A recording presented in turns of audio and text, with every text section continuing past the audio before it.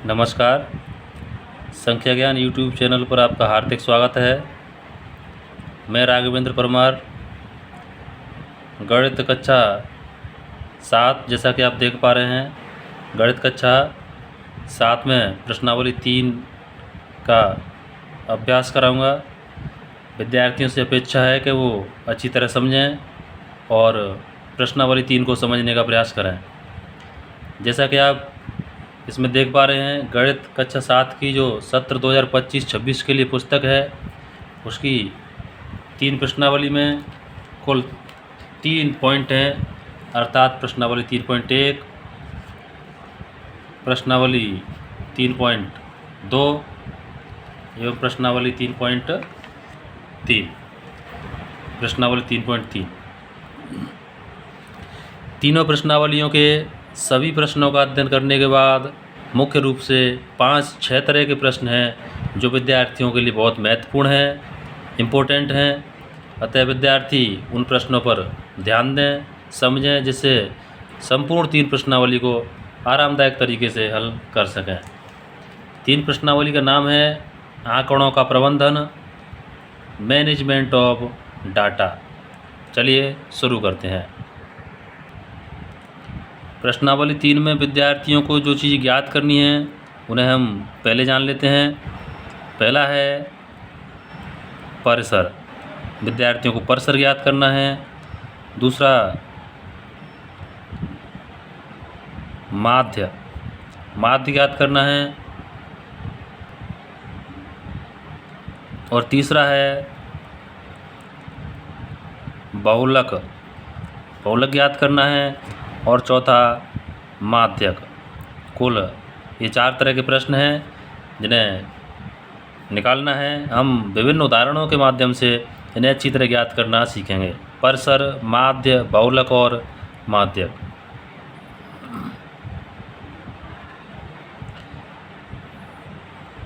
Example, एक उदाहरण लेते हैं। जिस तरह के प्रश्नावलियों प्रश्न हैं उस तरह का एक उदाहरण लेते हैं। कक्षा 7 के 10 विद्यार्थियों द्वारा किसी परीक्षा में प्राप्त अंक 20 में से, जो अंक प्राप्त हैं वो 20 में से हैं, इस प्रकार हैं।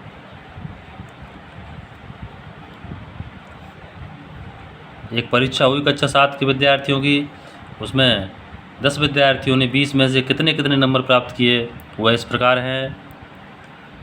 12, 14, 16, 14, 10, 15, 14, 12, 1, 2, 3, 4, 5, 6, 7, 8, 15 और 16 ये अंक प्राप्त किए। ऐसे ही प्रश्न प्रश्नावलियों के अंतर्गत हैं। अब हमें सबसे जो पहला प्रश्न है उसमें है सबसे अधिकतम अंक, अधिकतम अंक कितने प्राप्त किए। प्रश्न आता है कि किसी विद्यार्थी ने अधिकतम कितने अंक प्राप्त किए, तो इसमें जो सबसे बड़ी संख्या है वह अधिकतम अंक होगी। विद्यार्थी ने अधिकतम अंक 16 प्राप्त किए हैं तो अधिकतम अंक आएंगे 16। और अगला प्रश्न आ सकता है विद्यार्थी द्वारा प्राप्त न्यूनतम अंक, न्यूनतम अंक। आंकड़ों में जो संख्या सबसे छोटी है वह न्यूनतम अंक है। इसमें 10 सबसे छोटी संख्या है, अर्थात न्यूनतम अंक हैं 10। अब बात करते हैं जो पहला प्रश्न, पहले प्रकार का जो प्रश्न हमने समझा था परिसर। प्रश्न में लिखा हुआ आता है कि आंकड़ों का परिसर ज्ञात कीजिए। तो परिसर, परिसर ज्ञात करने के लिए हम अधिकतम मान में से न्यूनतम मान घटा देते हैं। अधिकतम मान माइनस न्यूनतम मान। यहाँ जो उदाहरण हमने लिया है उसका परिसर निकालने के लिए 16 में से हम 10 घटाएंगे तो 6 प्राप्त होगा। अर्थात परीक्षा में कोई भी प्रश्न आता है जिसमें परिसर ज्ञात करना है तो हमें अधिकतम मान में से न्यूनतम मान को घटाना है। दूसरे तरह का प्रश्न है माध्य ज्ञात करना। परीक्षा में आता है कि उपरोक्त आंकड़ों का माध्य ज्ञात कीजिए। तो माध्य ज्ञात करने का एक सूत्र है, माध्य बराबर आंकड़ों का योग बटे आंकड़ों की संख्या। आंकड़ों की संख्या यहाँ पर जो हमें सूचनाएं अर्थात आंकड़े विद्यार्थियों द्वारा प्राप्त अंक तो दिए हुए हैं, उनका योग करना है हमें। 12 + 14 + 16 + 14 + 10 + 15 + 14 + 12 + 15 + 16, इन सभी संख्याओं को हमने योग के अंतर्गत लिख लिया, जोड़ का चिन्ह लगा के लिख लिया। और ये 10 संख्याएं हैं तो बटे की लाइन खींच के हम नीचे लिख देंगे 10। इन सभी का योग करके 10 का भाग देना है।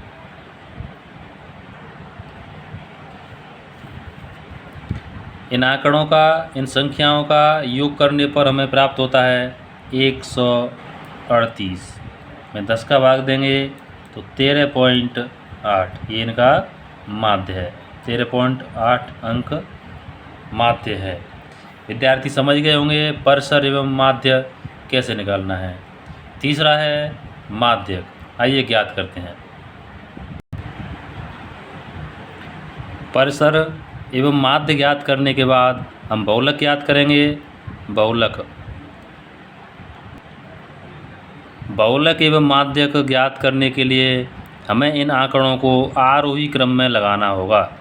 आरोही क्रम, आंकड़ों का आरोही क्रम। आरोही क्रम विद्यार्थी जानते ही होंगे बढ़ते हुए क्रम में होता है। छोटी संख्याएं सबसे पहले लिखी जाती हैं, फिर बड़ी संख्याएं क्रमागत आती हैं। सबसे पहले 10, 12, इसमें 2 बार है तो 12, 12। उसके बाद 3 बार 14 है तो 14, 14, 14। 3 बार 14 के बाद 2 बार 15 और उसके बाद 2 बार 16। हम गिन के देख लेते हैं ना, 1, 2, 3, 4, 5, 6, 7, 8, 9, 10। 10 संख्याओं को हमने आरोही क्रम में लगा लिया। अब ज्ञात करते हैं बहुलक।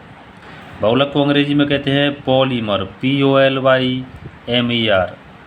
विज्ञान में बहुलक का अर्थ होता है छोटी छोटी इकाइयों से मिलकर जो एक बड़ी संरचना बनती है, वह बहुलक कहलाती है।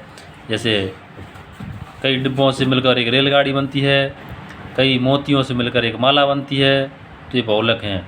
गणित में बहुलक वह संख्या है जो सबसे अधिक बार आई है। बहुमान्य अनेक और लघुमान्य इकाइयाँ, जो संख्या सबसे अधिक बार आती है वह बहुलक है। इन आंकड़ों में हम देखेंगे तो जो 14 है, जो 14 है, वो 3 बार आई है, सबसे ज़्यादा है, तो इसका बहुलक होगा 14 यानी 14 उत्तर। तीसरा है अपना चौथा मान है अपना माध्यक।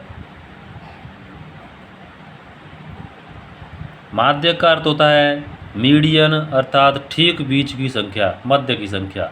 यहाँ पर 10 विद्यार्थी हैं, 10 संख्याएं हैं, तो हम बाईं ओर से 4 संख्याएं छोड़ेंगे, दाईं ओर से भी 4 संख्याएं छोड़ेंगे और मध्य की जो संख्याएं हैं उनको जोड़कर, मध्य की संख्याओं को जोड़कर 2 का भाग दे देंगे।